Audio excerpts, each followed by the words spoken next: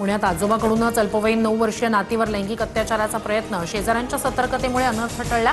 पर्वती परिसरातील संतापजनक प्रकार, मुलीची आई मजुरी करत असल्यानं आजोबाकडे ठेवलं होतं, नराधमाला ठोकल्या बेड्या।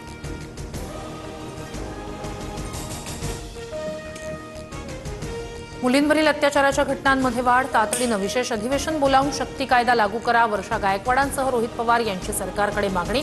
गायकवाडांचं राज्यपालांना पत्र।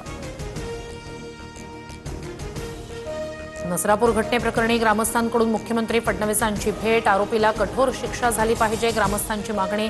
स्वतः लक्ष घालून पाठपुरावा करणार, मुख्यमंत्र्यांचं ग्रामस्थांना आश्वासन। पुण्याच्या नसरापूर अत्याचार प्रकरणी नराधमाला फाशीची शिक्षा व्हावी यासाठी प्रयत्न सुरू। येत्या 15 दिवसात जिल्हा सत्र न्यायालयात आरोपपत्र दाखल करणार, पोलीस अधीक्षक संदीप सिंह गिल यांची माहिती। जालन्यात लव्ह जिहादचा प्रकार समोर, तरुणीवर वारंवार अत्याचार करून धर्मांतरासाठी दबाव। भोकरदनच्या बालसावंगी गावातील प्रकार, पीडित तरुणीच्या तक्रारीवरून पारत पोलीस ठाण्यात गुन्हा दाखल। बीडच्या केस तालुक्यात अंगणवाडीत मदतनीस महिलेला गुंगी